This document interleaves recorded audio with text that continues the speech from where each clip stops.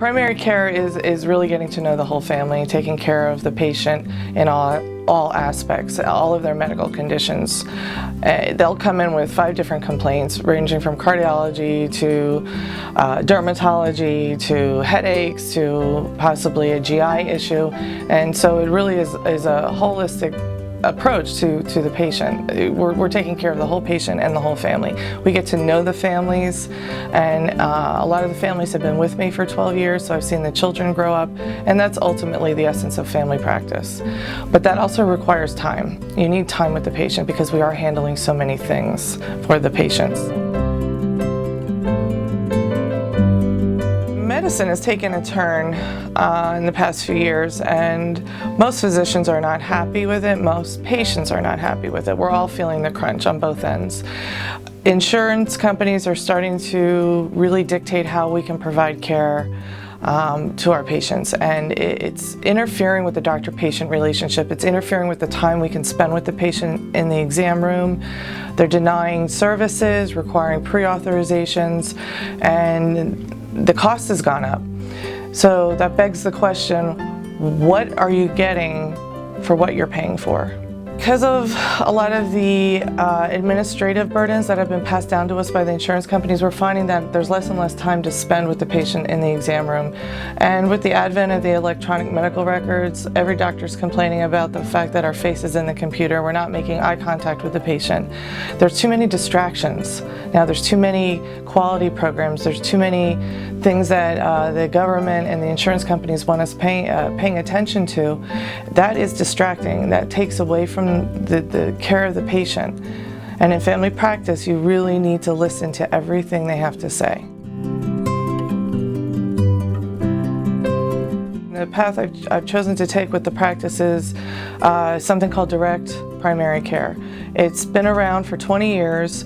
Just in the past few years, it's really taken on an accelerated growth. There's about 6,000 to 8,000 practices nationally that are registered DPC practices. There are probably some out there who haven't registered. What DPC is an insurance-free practice. So I decided to break all my contracts with the insurers, and we're going to this membership model. I want to be clear that it's not concierge medicine. Concierge medicine charges a large annual fee and most often still accepts insurance. DPC does not do that. What the membership gets you is the benefit of wholesale medications, wholesale laboratory fees, and wholesale radiology costs. We've contracted with a local radiology group for wholesale radiology prices. That includes MRI, CAT scan, X-ray, ultrasound.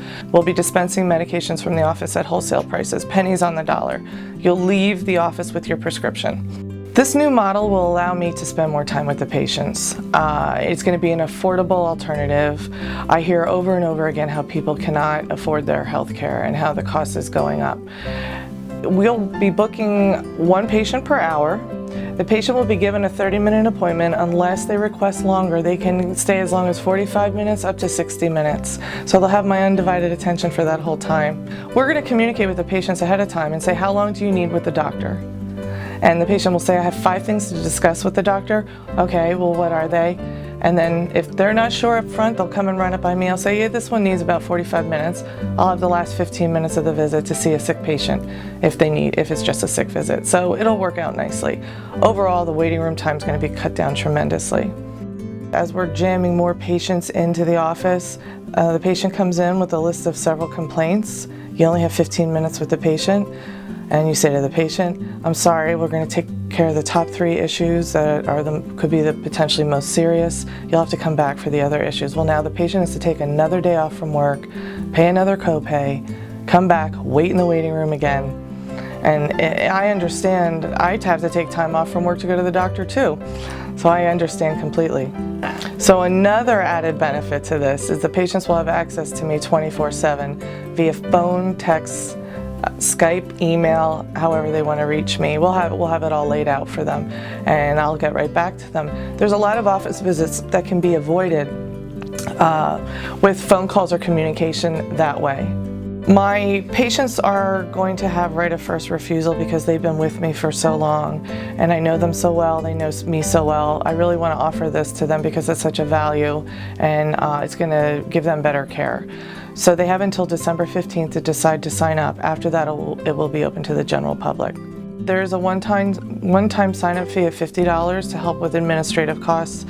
That is being waived for my existing patients up until December 15th. After that, that fee will not be waived, and they can still sign up after that. They can sign up a year from now if they go out and they realize that they're not happy at another practice. They can certainly come back. Ages 0 to 19 will be $10 a month as long as an adult signed up, otherwise it's $25 a month. Ages 20 to 44 is $50 a month, ages 45 to 64 is $75 a month, and over 65 is $100 a month.